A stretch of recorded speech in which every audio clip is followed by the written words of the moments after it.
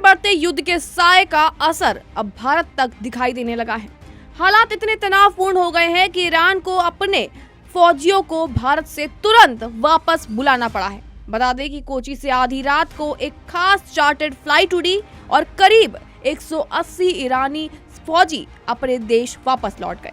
सवाल ये है कि आखिर ऐसा क्या हुआ कि ईरान को इतनी जल्दी ये कदम उठाना पड़ा, और क्या इसका कनेक्शन उस हमले से है जिसमें अमेरिकी पनडुब्बी ने ईरानी युद्धपोत को निशाना बनाया था। पूरी घटना आपको सिलसिलेवार तरीके से समझाते हैं। दरअसल अमेरिका और इजराइल से जुड़े बढ़ते सैन्य टकराव के बीच ईरान ने एक अहम फैसला लेते हुए भारत में फंसे अपने फौजियों साथ ही साथ नागरिकों को वापस बुलाया है। जानकारी के मुताबिक करीब 180 ईरानी फौजी और नाविक एक विशेष चार्टर्ड फ्लाइट से भारत से ईरान रवाना हुए। ये फ्लाइट दक्षिण भारत के कोची से उड़ान भरकर सीधे ईरान के लिए रवाना हुई थी। बता दें कि मिडिल ईस्ट में चल रहे संघर्ष के कारण कई अंतर्राष्ट्रीय उड़ानों पर असर पड़ा है और इसी वजह से कुछ ईरानी नागरिक भारत में फंस गए थे। भारत के विदेश मंत्रालय के प्रवक्ता रणधीर जायसवाल ने बताया है कि उड़ानों में आई बाधाओं के चलते ईरानी नागरिकों को वापस भेजने के लिए ईरान सरकार ने खुद चार्टर्ड फ्लाइट की व्यवस्था की है। इस फ्लाइट में सिर्फ पर्यटक ही नहीं बल्कि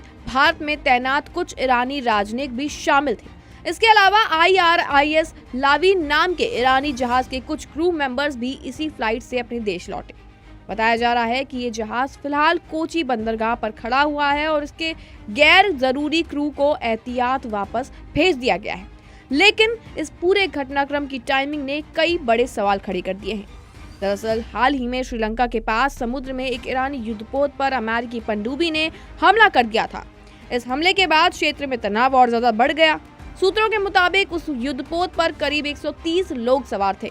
इनमें से कुछ को बचा लिया गया, लेकिन कई लोग अभी भी लापता हैं। हमले के बाद ये ईरानी जहाज भारत के एक बंदरगाह की ओर मुड़ गया और फिलहाल कोची में डॉक हो गया। इस बीच भारत भी पूरी तरह सक्रिय हो जाता है। मिडिल ईस्ट में बढ़ते संकट के कारण भारत के कई व्यापारिक जहाज स्ट्रेट ऑफ हॉर्मुज के आसपास फंसे थे। हालांकि राहत की खबर ये रही कि इनमें से 2 जहाज अब इस समुद्री मार्ग को पार करते हुए भारत की ओर बढ़ रहे हैं। लेकिन अगर आपको नहीं पता है कि स्ट्रेट ऑफ हॉर्मुज क्या होता है तो बता दें, दरअसल स्ट्रेट ऑफ हॉर्मुज दुनिया की सबसे अहम तेल मार्गों में से एक है। अगर यहाँ तनाव बढ़ता है तो इसका सीधा असर वैश्विक ऊर्जा आपूर्ति और व्यापार पर पड़ता है, और यही वजह है कि भारत भी अपने जहाजों, ट्रेड रूट्स और एनर्जी सप्लाईज को सुरक्षित रखने के लिए लगातार डिप्लोमेटिक और स्ट्रेटेजिक लेवल पर एक्टिव है। यानी कुल मिलाकर मिडिल ईस्ट की जंग अब सिर्फ जमीन तक सीमित नहीं है, इसका असर समुद्र से लेकर आसमान तक दिखाई दे रहा है। और ऐसे में भारत और ईरान के बीच जारी संवाद और सहयोग इस मुश्किल हालात को संभालने की एक बड़ी कोशिश मानी जा रही है।